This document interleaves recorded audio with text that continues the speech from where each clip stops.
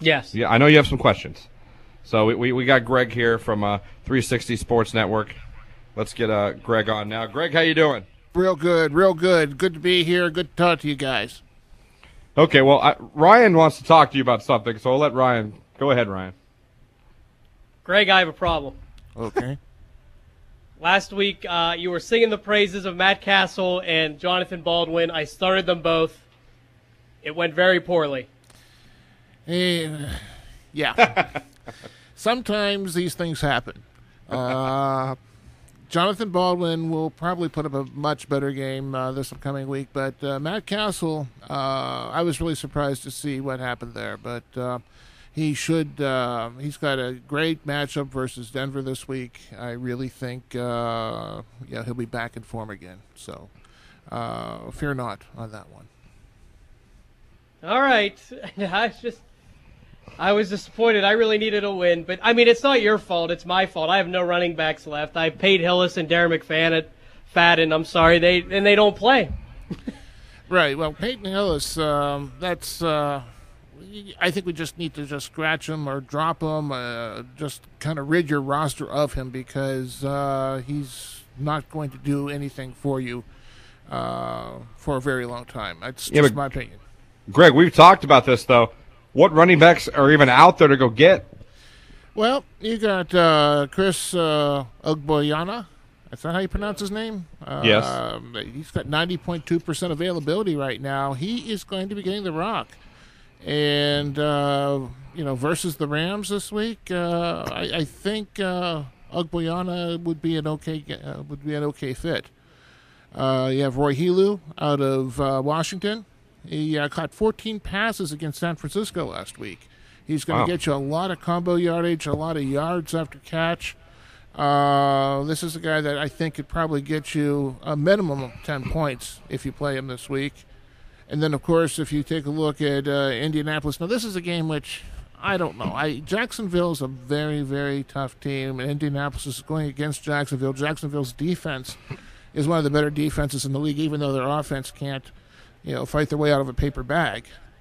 Donald Brown is getting a lot of looks ahead of Delonte Carter and Joseph Hadai. But if you need a running back there, Donald Brown can probably get you some decent points there. But yeah, he's available in my league. Yeah. Of the three, I would probably lean more toward Helu, only because they're passing to him quite a bit. And Ogboyana is somebody else that I'd take a look at very strongly right now. What about a guy like Marion Barber of the Bears, who's not getting the carries, but they're going to him predominantly on goal line situations? And I love that because there's a better than even chance that this guy is going to get in the end zone. And, of course, a touchdown in most fantasy leagues is worth 6 points. So, with that said, let's say he only ends up with 57 yards and 2 touchdowns. You've got yourself, close to 12 to 15 points out of this guy. So, this is something you might want to take a look at as well. Yeah, it says here he scored 4 rushing touchdowns on his last 32 carries in the last 5 games. Yeah, right there. If he's available, definitely, you might want to pick him up because he's getting the looks right now, and that's something that and they are using him in those types of situations. And plus, with Chicago just shocking the Eagles on Monday night, this is definitely something you want to look at, no doubt. Also, but I wonder to stay with that for a second, just because I understand the touchdowns he seems to be getting, but he's not going to get the carries. So is it a roll of the dice? It's a roll of the dice. Now, and obviously, if you have somebody that's going to get you close to 100 yards a game, but he might not get you all the touchdowns, you have to take a look and factor. Okay, am I going to take somebody that's going to get me between 100 to 120 yards a game, or am I going to get somebody that's going to get the end zone? If you can get both at the same time, that's great. But in lean situations like this, and if you don't have a decent running back to work with and Marion Barber's available, Marion Barber would be a safe pick. Okay. I also wanted to talk to you about my flex position again this week. I wanted to get your advice. I got my flex again. I'm about done with Mike Williams of Tampa Bay. He's really letting me down. So I have my flex, and my choices are Victor Cruz again, who did help me last week, Mike Williams, and Earl Bennett, who I picked up after his 8 catches or 5 catches last week and a touchdown. I really am high on Victor Cruz right now. This guy, he's the hot read right now over there with the Giants. And in a flex position, you could do a lot worse than him. I would continue riding the guy that's going to get you those points. So definitely take a look at Victor Cruz.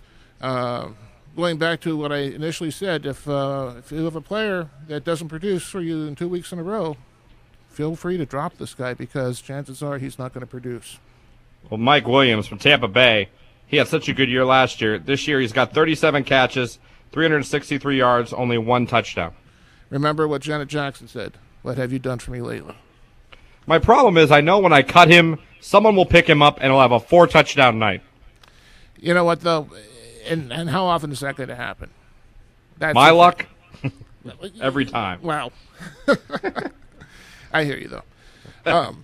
But as far as other people out there for flex position, if you haven't picked up Jake Ballard yet from the Giants as a tight end, this guy, he's had 67 yards and a touchdown versus New England, and he's had 2 touchdowns in the last 4 games. And this guy is becoming a hot read there as well for the Giants. Is there anyone you would say that normally people would start and you'd say this week you might want to look at sitting on? If you're starting anybody against the Jacksonville defense, I would stay away from, of course, Indianapolis. I wouldn't be starting anybody from Indianapolis right now as it is, but you just have to take a look at the tough defenses that are out there and what's happening. I wouldn't start Andy Dalton against the Steelers or anybody from or A.J. Green or anybody like that because the Steelers are going to be on a mission, I think, Sunday against Cincinnati. But, okay. Well, is there anybody on someone's bench you might want to – you're not starting that you maybe should start this week?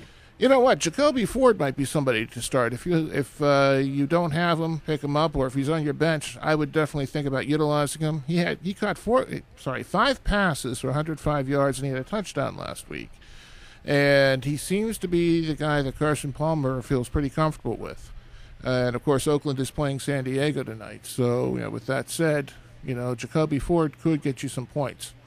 And you know what? Everybody maligns Tim Tebow. But you know what? Tim Tebow, I don't know if you read our post on 360 Sports Network, but it's called the Tebow Effect. But this guy's had 20-plus fantasy points in 5 out of 6 NFL starts. And you know what? This is somebody that could help you here. So I'm sure Ellis loves hearing about Tebow. Yeah, he's sitting there shaking his head right now. So. But, it's the pickings are thin right now. Laurent Robinson might be somebody to take a look at as well with Austin's injury. This guy, Laurent Robinson's going to see a lot more starts, and he's had touchdowns in consecutive games as well. So you might want to take a Laurent Robinson, wide receiver out of Dallas. There's 97.2% availability for this guy as well. All right. Well, Greg, we're up against the clock, but before we let you go, let's give a plug to the 360 Network. Yeah, 360 Sports Network. You can Google us. Just Google 360 Sports Network. You come right up there on top. We got a lot of stuff going on. One of our partners is at Penn State University, and we have been posting almost daily articles about the Joe Paterno situation. Our last podcast had over 300 views, which was a day and a half ago. So check us out for all the Penn State stuff as well as fantasy football stuff, and we look forward to hearing comments from everybody. All right, Greg, we'll talk to you again next week, buddy. Thanks.